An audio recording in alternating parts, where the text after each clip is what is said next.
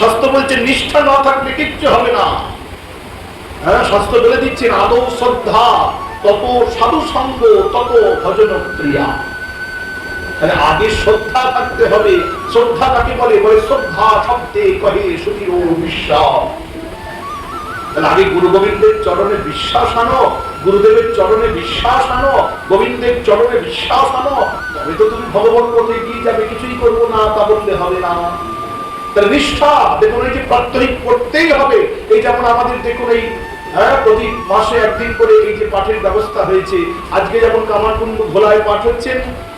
যাই হোক, এই যে প্রতি মাসে দেখুন এই যে শ্রীমদ ভাগবত কথা আমরা আস্বাদন করছি, আমরা চাই না 1 মাসেও বাদ যাক। কেন না, বাদ চলে গেলে কিন্তু আমাদের অভ্যেস গুলো নষ্ট হয়ে যায়, তাই না? এই যে অভ্যেস, এই যে আসবো, দুটো হরি কথা শুনবো, নতুন নতুন কত কি জানবো, অভ্যেস গুলো নষ্ট হয়ে যাবে।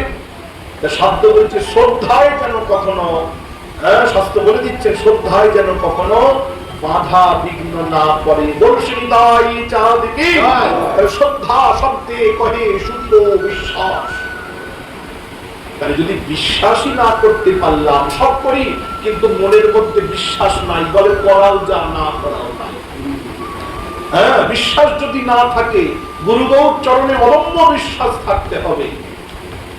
এই জন্য তো আমাদের শ্রীপাদ বাবাজি মহারাজ সংকীর্তনে বলছেন না, কত অপূর্ব কথা। ওই মুখেও একবার বললাম না হে হরে, সবাই বলো মুখেও একবার বললাম না হে হরে,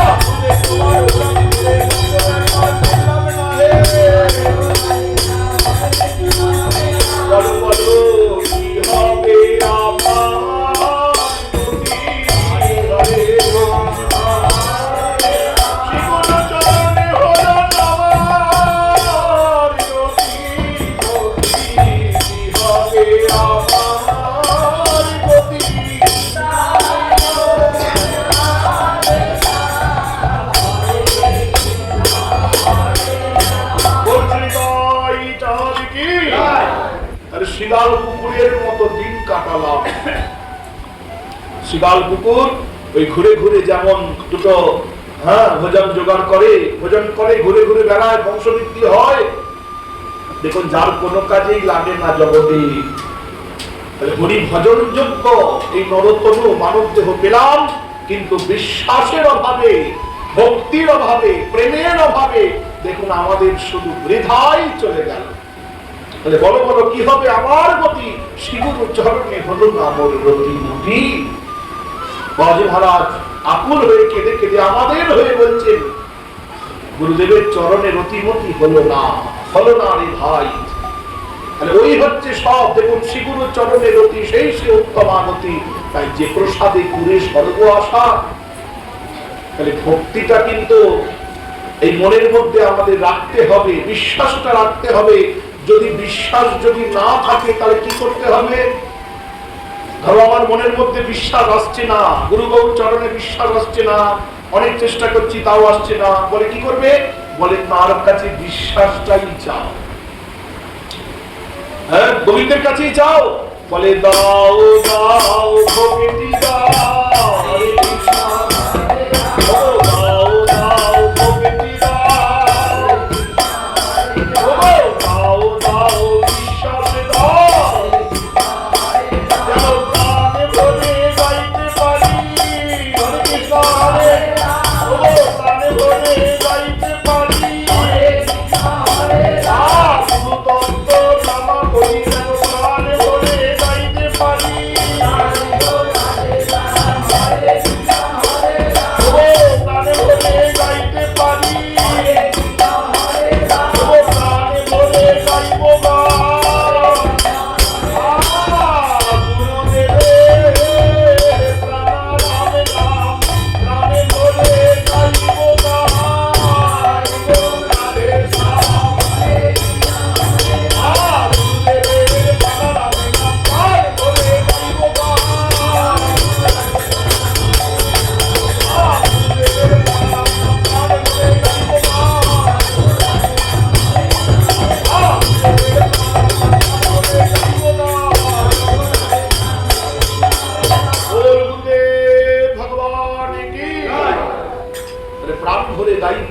গুরুদেবের প্রাণারাম। শ্রীপাদ বাবাজি মহারাজ যখন এই মধ্যরাত্রি রাত 12টার সময় গুরু চরণে রতিমতি অর্পণ করল, সিঙ্গুরের দেখুন সেই ভৈরব চন্দ্র গোস্বামী একবারে সাক্ষাৎ ভৈরব সম, দেখুন চরণে রতিমতি অর্পণ করেছে। গুরুদেব মন্ত্র দিল কানে। কি মন্ত্র দিল জানো? বলে শোন বাবা, আজ থেকে মনে রাখবি, তিনজন তোর সঙ্গে আসবে, তোর কাছে আসবে, তোর নিজের হতে চাইবে। যদি তাদেরকে আঁকড়ে ধরিস তাহলে একবারে অচিরাত ভ্রষ্ট হয়ে যাবে। কিন্তু যদি তাদেরকে উপেক্ষা করতে পারিস তাহলে কিন্তু অনেক ভজন রাজ্যে তুমি আগে এগোবে। বলে সে কে গো? গোসাই বা বাবাজি মশাইকে বলে দিয়েছিলেন লাভ, পূজা, প্রতিষ্ঠা। হ্যাঁ, ভজন সাধন খুব করি, কিন্তু ওই লোকের কাছে বলে বেড়াই, জানিস আমি এত মালা জপ করি, এত পাঠ শুনি, এত গ্রন্থ করি। বলে যা করতে সব চলে গেল তার কাছে। আপন ভজন কথা না করিবে যথা কথা, ভজনে করিবে ব্যাঘাত। তুমি কি করো একমাত্র তোমার গুরুদেব জানবে, আর যে তোমার ভগবান পথে উন্মুখী করে একমাত্র সেই জানবে, বাকি আর কাউকে বলা চলবে না। যদি জোরে জোরে বলতে থাকো, শোনাতে থাকো, বলে এমন এমন তোমার কাছে বিক্রিয়া আসবে, তিনি দেবেন। বাবাজি মশাই বলতেন নাম ভোলাতে সবাই আছে। এমন এমন কথা আসবে, দেখুন তোমার ভক্তিও ভুলিয়ে দেবে। তাই দেখুন ভজন রাজ্যের কথা, ভক্তি রাজ্যের কথা, প্রেম রাজ্যের কথা দেখুন কাউকে বলতে নাই, কেউ শোভনের যোগ্য নয়, একমাত্র নিজ গুরুদেব বিনা। হ্যাঁ, তাই দেখুন আপন ভজন কথা না করিবে যথা কথা, ভজনে করিবে ব্যাঘাত। তাই সবসময় দেখুন নিজেকে সংগোপনে রাখতে হয়। তাই প্রতিষ্ঠা সুকরি বিষ্ঠা। প্রতিষ্ঠা, হরি বাবরে কত বড় সাধু, কত বড় সন্ত। আমাদের শ্রীমদ ভাগবত বলছেন, হ্যাঁ, প্রতিষ্ঠার সঙ্গে দেখুন পরপর এগুলো সব সহতর ভাতা ভগিনী বলা হয়। যেই প্রতিষ্ঠা এলো অগ্নি দেখুন তার পেছনে পেছনে মান আসতে শুরু করে, অভিমান। দেখেছ, এই আমি কত বড় সাধু, যা বলি তাই হয়। আমি এত ভক্তি করি, এত প্রেম করি, এত ভগবানকে ভালোবাসি, এই যে দেখুন মনের মধ্যে অভিমান আসতে শুরু করলো। শাস্ত্র বলছেন অভিমান সুন্দরিতাই বা বলিবে না। অভিমান কিন্তু আমার গোবিন্দ কখনো সহ্য করে না। তুমি জানো না, স্বীকার করো, গোবিন্দ তোমায় কৃপা করবেন, তৈরি করে নেবে, কিন্তু কখনো অভিমান করো না। তাই গৌরবম রৌ প্রতিষ্ঠা সুকরি পৃষ্ঠা, গৌরবম রৌরবম সম। গৌরব লোকের চতুর্দিকে দেখুন আমার গুণগান করছে, জানবে গৌরব নরক ভোগের যে যন্ত্রণা, ওই গৌরবেও সেই যন্ত্রণা। লাভ, পূজা, প্রতিষ্ঠা, দেখুন এই তিনটাকে দূর করতে হবে, জীবন থেকে দূরীভূত করতে হবে, তবে তুমি কিন্তু ভজন রাজ্যে এগিয়ে যাবে। তাই দেখুন আমাদের শিবাব বাবাজি মহারাজ দাদামশাই চরিষ্ঠদা গ্রন্থ পাঠ করলেও আপনারা দেখবে এই তিনটে বস্তুর থেকে কিন্তু সব সময় তারা নিজেদেরকে দূর করে রেখেছিল। এই আজকে আস্তে আস্তে আরেকবার দেখুন চরিষ্ঠদায় চোখ গোলাতে গিয়ে দেখলাম সেখানেও শ্রী কৃষ্ণনগর প্রসঙ্গে বড় বাবাজি মহারাজ কত তত্ত্ব ব্যাখ্যা করছেন, হ্যাঁ, কত দেখুন লীলা করছেন, এমন এমন অদ্ভুত। দেখুন ভিক্ষা করে বড় বাবাজি মহারাজ বলছে রান্না বান্না তো দূরের কথা, বলছে রান্না করে প্রসাদ পাওয়া হয়ে গেলে হাঁড়িটাকে পর্যন্ত ফেলে দেওয়া করা। কেন না বলছেন ভক্ত কখনো সঞ্চয় করে না, সঞ্চয় বুদ্ধি যেই মনের মধ্যে এসে যাবে অমনি দেখুন ভক্তি দূরীভূত হয়ে যাবে। কে চালাচ্ছে? শ্রীহরির সংসার, তিনি চালাচ্ছেন, আমি তার দাসান দাস মাত্র। এই ভাবনাটা মনের মধ্যে সবসময় থাকা চাই। বড় বাবাজি মহারাজ তাই করতেন।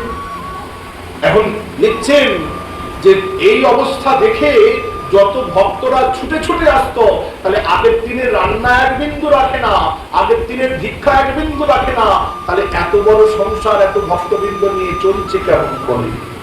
এইটা দেখার জন্যই ভক্তদের সমাগম হতো। বুঝতে পারছেন কি শক্তি নামের মহিমা করিলা প্রকাশ। হরিনামের যে কি মহিমা, নামের যে কি মহিমা যদি জানতে হয় একমাত্র রাম রাধা রমণকে স্মরণ কর। তাহলে বিশ্বাসটা তো আগে রাখতে হবে, তাহলে বিশ্বাসটা তার জন্য রাখতে হবে, কারণ বিশ্বাসে বিলয় বস্তু, তর্কে বহুদূর।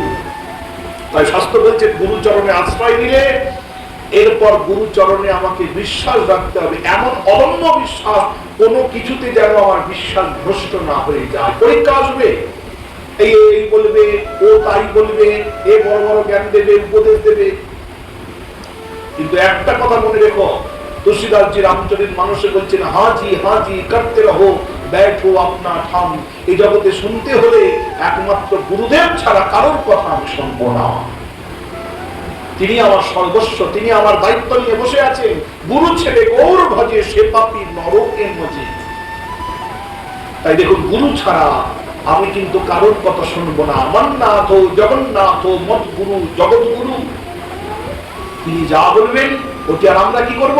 এই চারটি উপদেশ দিল, এখন আমার মোবাইলের যুগ হয়েছে জানিস, এই মোবাইলে অমুক কীর্তন নিয়ে এই কথা বলছিল, কি বলছে, এই ঝাঁটাটা এদিকে রাখবি, জুতোটা এদিকে রাখবেন, এইভাবে পাশ ফিরে শোবেন, এই পাশে ঘুমাবেন, খুব ভালো লাগে। আহা, নতুন কিছু তো বলছে, শুনতে খুব ভালো লাগে। কিন্তু মনে রাখবে এগুলো সব হচ্ছে ভজন পথের বাধা। কখনো দেখুন গুরু কথা ছাড়া জগতে কারোর কথায় ভ্রুক্ষেপ করলে চলবে না। একমাত্র শ্রীগুরু চরণে যেন রতিমতিটা থাকে। কে কি বললো না বললো সেসব কথায় দেখুন কিচ্ছু আসে না। ওই যে বললাম আমার বাবাজি মহারাজ বলতেন নাম ভোলাতে সবাই আছে, কারোর কথা শুনো না ভাই। নাম ভোলাতে সবাই আছে, কারোর কথা শুনো না। একমাত্র গুরু চরণ আশ্রয় করে এই নামানন্দে থাকো। আমার বাবাজি মহারাজ তাই অন্তিম কালে দেখুন ওই কথাটাই বলে গিয়েছিলেন, তোমরা নামে করো প্রাণে পড়ে হরে কৃষ্ণ, নাম করো ভাই প্রাণে পড়ে,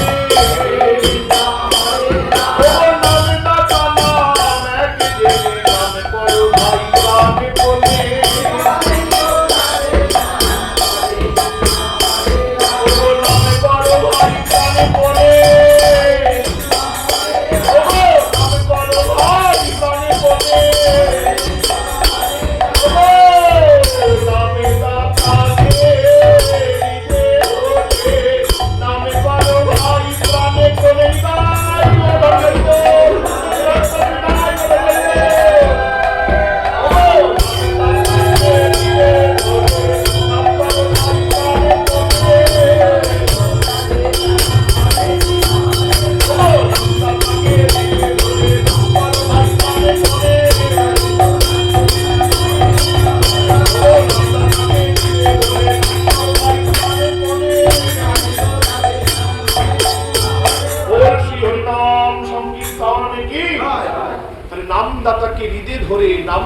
ভাই প্রাণ কোণে, তাহলে নামকে হৃদয়ে ধারণ করে, গুরু প্রদত্ত নামকে হৃদয়ে ধরে প্রাণ যেন ভাই যায় চলে, হা গুরু গৌর বলে প্রাণ যেন যায় চলে।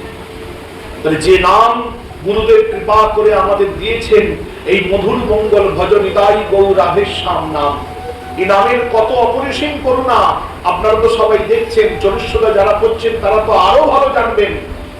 এই নামে গাছ নাচে, মরা বাঁচে, পাথরও গলিয়া যায়। দেখুন বড় বাবাজি মহারাজ এই সূচক কীর্তনে বাবাজি মহারাজ হুঙ্কার করে বলে গেছেন যে সে কথা নয়। বাবাজি মহারাজ হুঙ্কার করে বলছেন, কেন নাম করবে জানো? বলছেন নাম যেখানে পাগল সেখানে। নামের পাগল কে? আমার শ্রীপাদ বড় বাবাজি মহারাজ। তাহলে নাম যেখানে পাগল সেখানে, তাই কোথাও জায়গায় তোমায় খুঁজতে হবে না। নামাশ্রয় করো, নামানন্দে থাকো, নাম করো, দেখবে তাতেই তোমার নামই লাভ হবে। তাহলে নাম যেখানে পাগল সেখানে।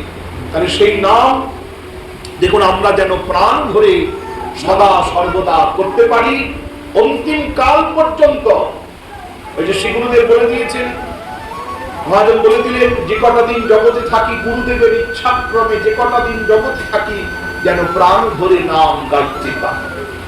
গুরু প্রদত্ত এই ভজনিতাই গৌর রাধেশ্যাম নাম, ওই গুরুচরণে প্রেম ভক্তি রেখে, গুরুচরণে বিশ্বাস রেখে যেন সেই নাম করতে পারি। সবাই বলো জয় নিতাই, আবার বলো জয় নিতাই, দেব বলো জয় নিতাই, নিতাই চাঁদ কি।